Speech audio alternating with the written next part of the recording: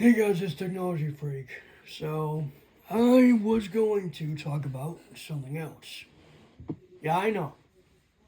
I uploaded a video not too long ago.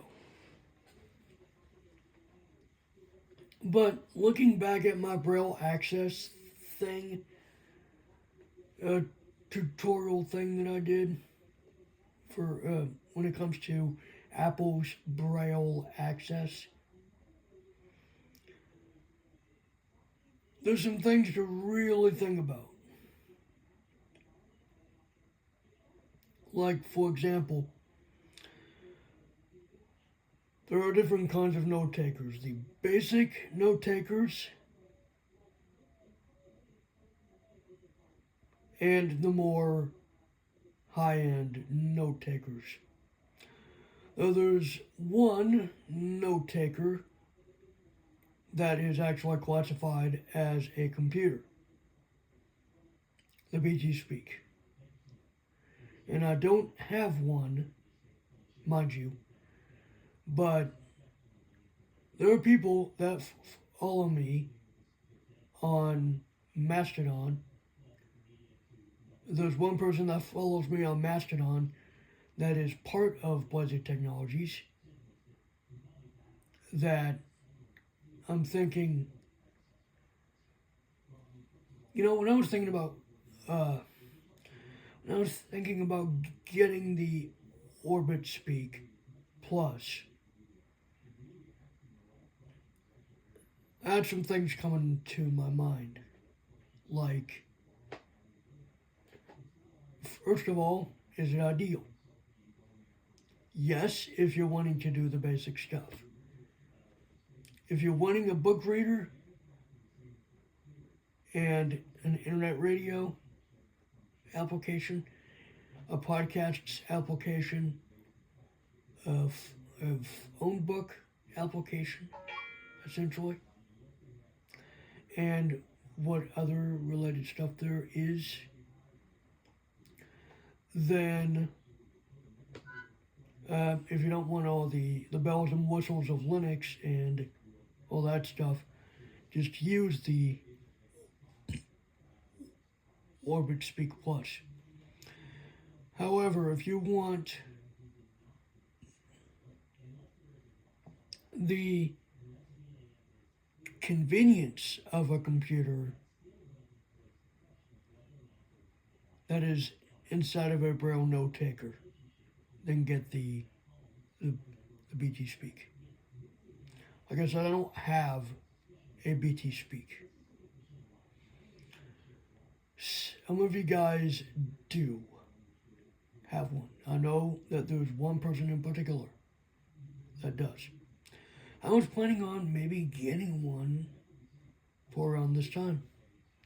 But unfortunately, there are a lot of people that may have convinced me otherwise. Though here's my point. So, just to go over the Orbit Speaks dimensions real quick. It's 6.7 by 2.9 by 0.6. Now that is in inches, by the way. If you're stupid enough to think that that's in feet, no. It's 6.7 inches by 2.9 inches by 0.6 inches. Now, you guys might be thinking, and you BT Speak users can elaborate. You guys can explain in the comments, those who own a BT Speak. The BT Speak, from what I know, is 6.1 inches by 2.8 inches by 0.75 inches. Now, I'm not sure if that's talking the just the actual body of the device or from the top of the keys to the bottom of the device. It's 3:15. But whatever. What I'm trying to get at here is if it's 0.1 inches, well, if its width is 0.1 inches of a difference, oh my gosh, then the Orbit Speak Plus, then explain to me this. I've looked at this so many times when comparing both online. So I had the Orbit Speak Plus, obviously, and its keys for typing the letters in Braille, the main 6 keys, are on a straight line. They're diagonal. I mean, not well. They're the keys are horizontal, not vertical, like on a regular Braille keyboard. This is, of course, to save space. Though they could have easily done that. They could have. There's enough space for it. They could have done all 8 keys on the top and space below. But they did it to save space. Now, from my understanding, that the BT Speak with its 6 keys, even though I don't have one, obviously, its keys are in a V shape, the 6 keys. Ergonomic is what they're calling it. I believe the .7 space and .8 keys are in a similar layout to the Orbit Speak Plus. I would want to look at a BT Speak. That would be kind of cool to actually look at one. Though to actually own one is another thing altogether, because essentially what it is a Raspberry Pi with a Braille keyboard, essentially. And then you have your terminal mode with you got your TTY with your Braille and Speak style interface with all that stuff. So yeah, I'd call that a mid-range note taker because it's like $1,200. No offense to the Blazy team, obviously. No offense to the people that develop the device and create software for it. The Orbit Speak Plus, if we're talking speech-based note takers here, is a basic note taker. Never mind the regular basic Orbit Speak. The basic Orbit Speak is an even more basic note taker, so I guess it would be in a similar class. But yeah, like I said, then you'd have the BT Speak as what I would call, and this is just my opinion, you can correct me in the comments below, but I would say that the BT Speak is a mid-range note taker. Then on the more high end,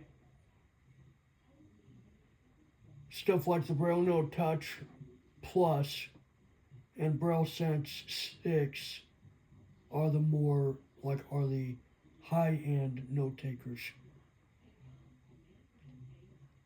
The Braille Note Evolve is actually coming out sometime next month. That is running Windows. That is going to be the new high-end note taker from Humanware. Now, would I consider the Brilliant BI40X as a mid-range note taker? No. Not in that case. I would consider that a basic note taker. And you might be thinking, why? Well, here's the thing. Okay, so I never did get a look at the Orbit Reader before.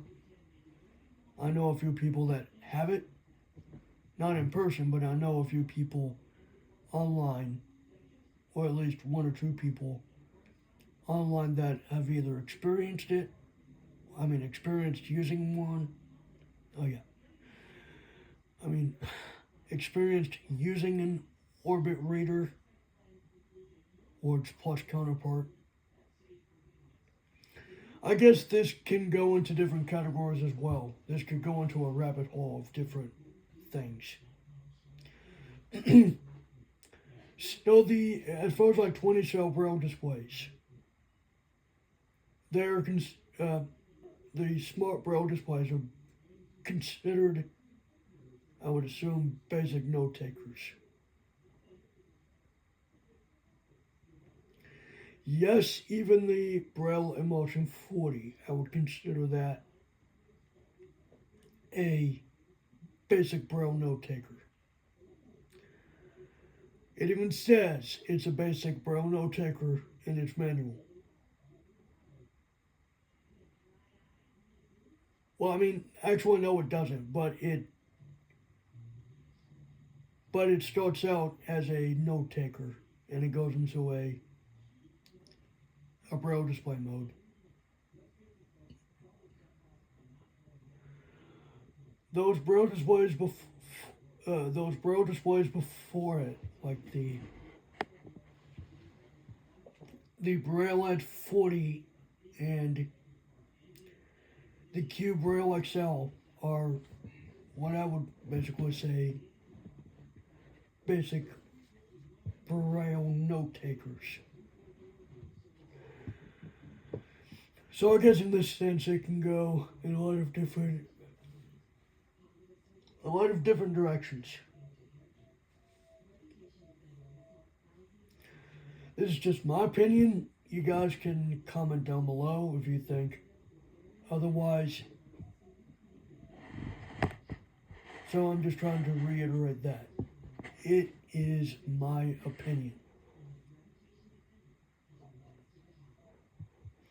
As far as smart Braille displays go, there's not really in my opinion, there's not really a basic and a mid-range and a high-end. Not unless you count the Activator Braille display that has a Braille keyboard and a QWERTY keyboard all in one.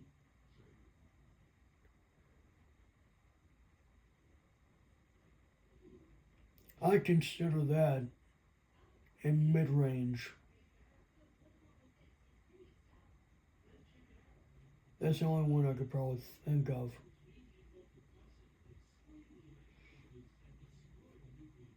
So yeah, that's just my video. Technology Freak out.